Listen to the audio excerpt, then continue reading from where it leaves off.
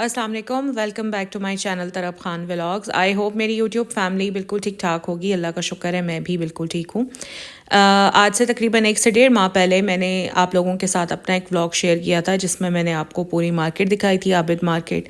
और मैंने वहाँ अपना दिन कैसे स्पेंड किया हस्बैंड के साथ, कहाँ कहाँ गई, क्या क्या फ़न किया, और एंड में मैंने फ्रिज कौन सा लिया, ये सारी एक्टिविटीज़ मैंने आपके साथ शेयर की थी। और रेफ्रिजरेटर्स के बारे में काफ़ी डिटेल भी मैंने उस व्लॉग में आपको बताई थी। अगर आप लोगों ने वो व्लॉग नहीं देखा तो लिंक डिस्क्रिप्शन बॉक्स में डाल रही हूँ, जाकर देख लीजिएगा। अब काफ़ी दिनों से मेरे कुछ सब्सक्राइबर्स ऐसे हैं जो मुझसे ये काफ़ी डिमांड कर रहे थे कि मैं इस फ्रिज का रिव्यू आप लोगों के साथ शेयर करूं। तो मैंने सोचा आज आप लोगों के साथ ये छोटी सी वीडियो ज़रूर शेयर करती हूँ और आपको इस फ्रिज के बारे में बताती हूँ कि मेरा एक्सपीरियंस कैसा चल रहा है इसके साथ, क्योंकि अब आई थिंक 1.5 से 2 माह हो चुके हैं।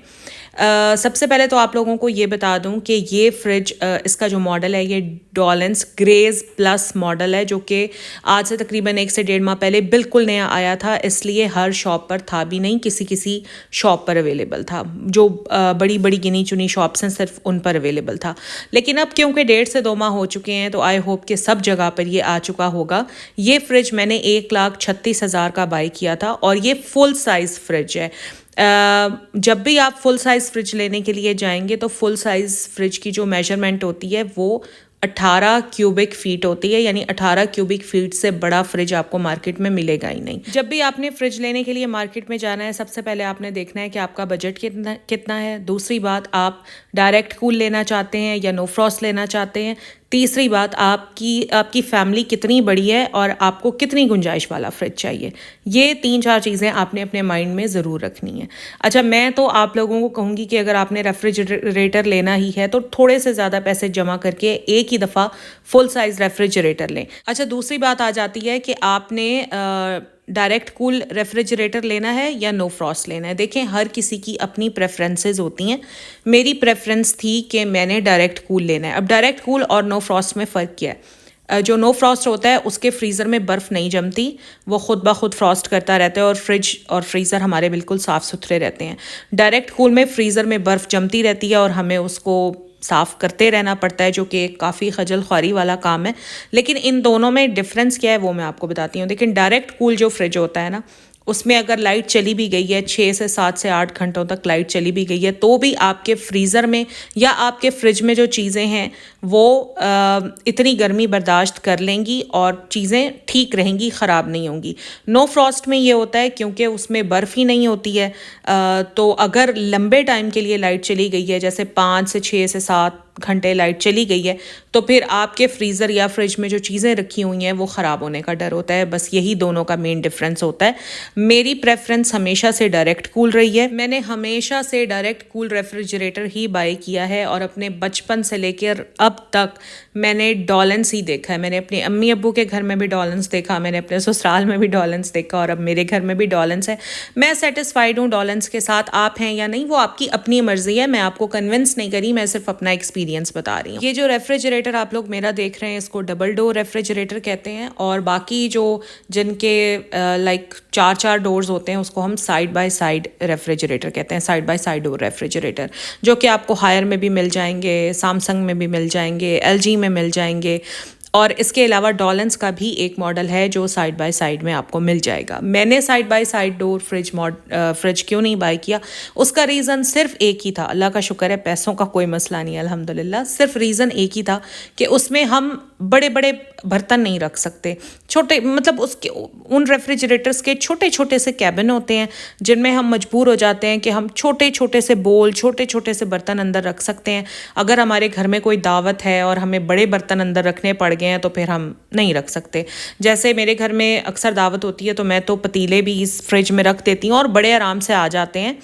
तो वो जो side by side door fridge होता है वो मैंने इसीलिए अब तक आज तक बाय नहीं किया।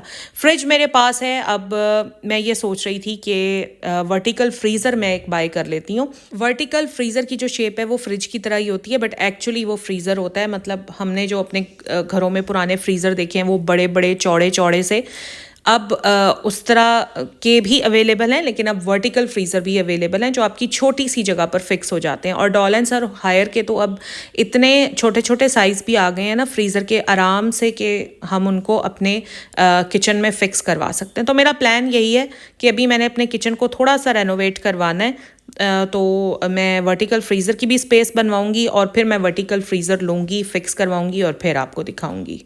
अब मैं आपको बताती हूँ कि मेरा क्या एक्सपीरियंस रहा डॉलेंस ग्रेस प्लस के साथ। तो मुझे तो भाई ये बहुत पसंद आया। आप लोग ये देखें कि ये फ्रिज मैंने किचन में रखा हुआ है और मेरे किचन में, बल्कि सभी के किचन में जो आजकल मौसम चल रहा है शदीद हीट होती है, लेकिन इतनी हीट के बावजूद भी माशाल्लाह माशाल्लाह बस नज़र ना लगे, बहुत अच्छी कूलिंग करता है ये। मैं इसके साथ फुली सेटिस्फाइड हूँ। अगर आप लोग लेना चाहते हैं तो ये आपके लिए बहुत अच्छी ऑप्शन है। ये बेसिकली इन्वर्टर रेफ्रिजरेटर है, इन्वर्टर टेक्नोलॉजी है इसमें, तो इसके साथ आपको स्टेबलाइज़र लगाने की बिल्कुल भी ज़रूरत नहीं है।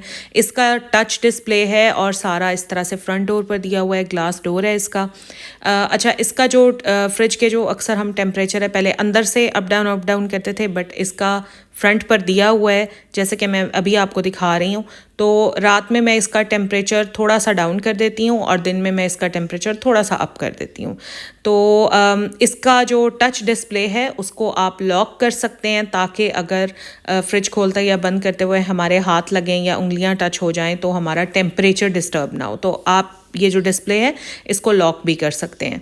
इसके अलावा भी इसमें काफ़ी ऑप्शंस हैं जो मेरे नज़दीक लाइक बिल्कुल फ़जूल है, उनकी कोई ऐसी ज़रूरत नहीं है, लेकिन ये हमारी मेजर ज़रूरत है कि हमने टेम्परेचर को अप डाउन मौसम के हिसाब से करना होता है।